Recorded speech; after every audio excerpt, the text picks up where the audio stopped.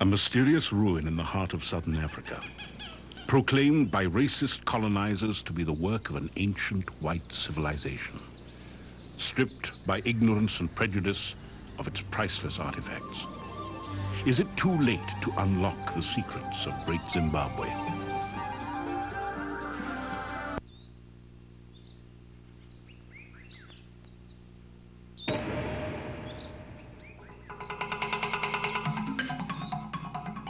Rising out of the highland plains of southern Africa, these ghostly grey walls lay empty for centuries before the first white man lay eyes upon them.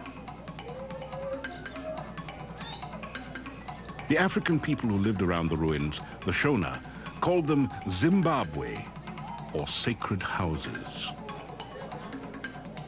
But they offered outsiders no clues to the mysterious lost culture that had flourished here.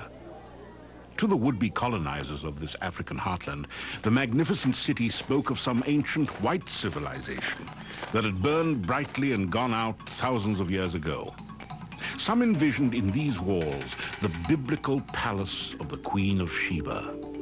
Others saw a city established by the Phoenicians, venturing south from their Mediterranean homeland thousands of years before the birth of Christ. The Great Zimbabwe was none of these things. It stood at the heart of a thriving African culture, a magnet for trade from as far away as China, and a home to skilled artisans and stonemasons. But white colonizers, with a contempt born of arrogance, ravaged the city's legacy and plundered its ruins. Only today is the Great Zimbabwe reclaiming its proud heritage.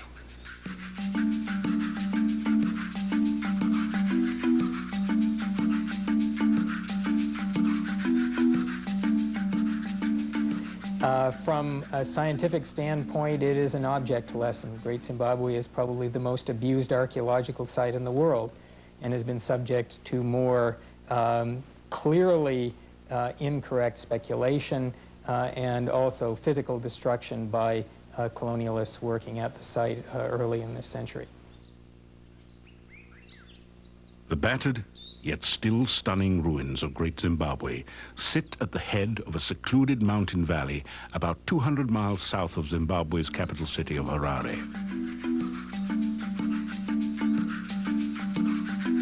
Sprawling over some 1,800 acres, the dense maze of walls and towers fashioned from local granite are the largest stone constructions south of the Sahara Desert. The remarkable thing about this very beautiful masonry is that it is all done with dry stone walling, without the use of mortar, and apparently done with no preconceived architectural plan. It is being built in many ways like the cathedrals were built in Europe by a labor force that was working to a design that was in their heads rather than on paper. Without question, the construction of these freestanding stone walls required great skill. But by the time the Portuguese explorers first rounded the Cape of Good Hope in 1488, the city lay empty. The identity of its builders would remain a mystery to outsiders for hundreds of years. The Portuguese learned from Swahili traders of a fabulous abandoned city in the interior.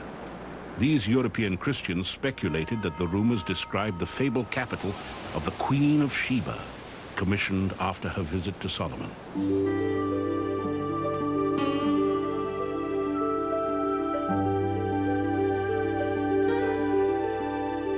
It would be almost another 400 years before the first European laid eyes on Great Zimbabwe.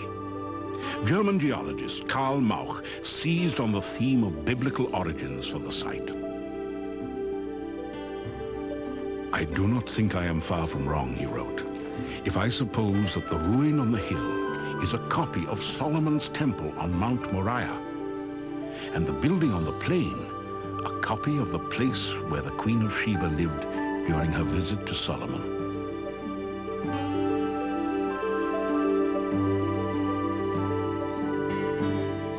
Well, the fact that the ruin complexes in southern Africa were supposed to be of biblical origin was very convenient to the Afrikaners in a number of respects. It gave a historical precedent for colonization, and in a sort of a double whammy, gave them also a biblical sanction for the colonization and exploitation of Africans.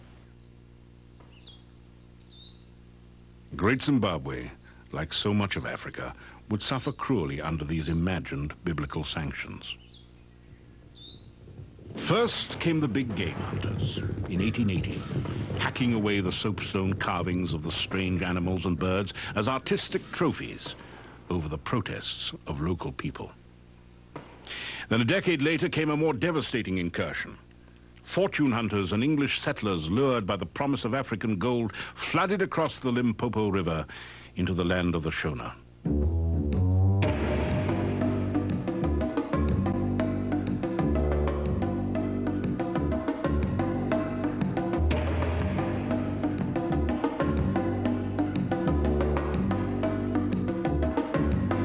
Cecil Rhodes, the driving force behind this colonization, was determined to prove the theory that the Great Zimbabwe had been the capital of an ancient Phoenician colony.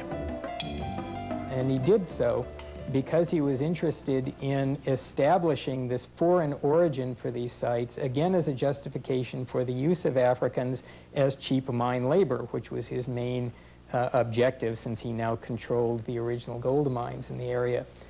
The interesting sidelight to this is that the African miners had been far too efficient, and the gold deposits in that area were largely exhausted by the time the whites got control of the area, and they were never really very profitable as a result. The Africans had basically beaten Rhodes to it by a few hundred years.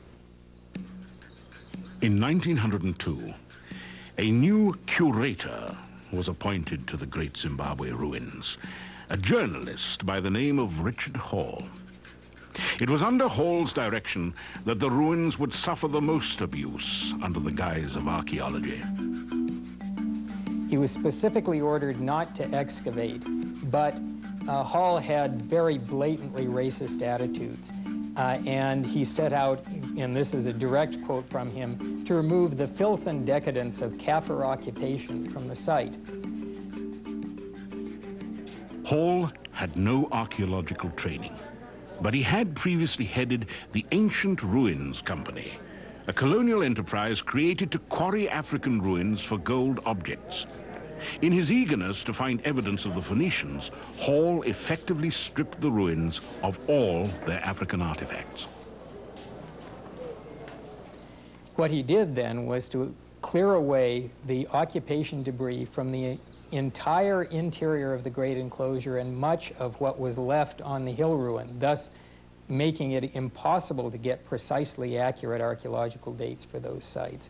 He did considerable damage to other ruins as well, removed many of the art objects, a number of which ended up in Cecil Rhodes' office as souvenirs, and did truly immeasurable damage to this archaeological site. You can see in this photograph the depth of the deposit that Hall removed. The tree in the center and that pillar of soil was the original ground level of the elliptical building when it was encountered by Europeans, and it appears to be almost 2 meters, 1.5 meters to 2 meters of stratified archaeological deposit, systematically removed and discarded.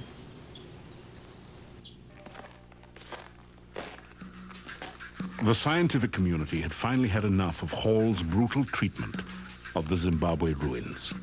They demanded that he be replaced. So an unbiased professional archaeologist was sent in by the British Association for the Advancement of Science in 1906, a fellow by the name of David Randall McIver, who conducted brief excavations in what was left of archaeological deposits at the site, and came to the conclusion that they were entirely of African origin and medieval in date, and he even estimated the age for the elliptical building at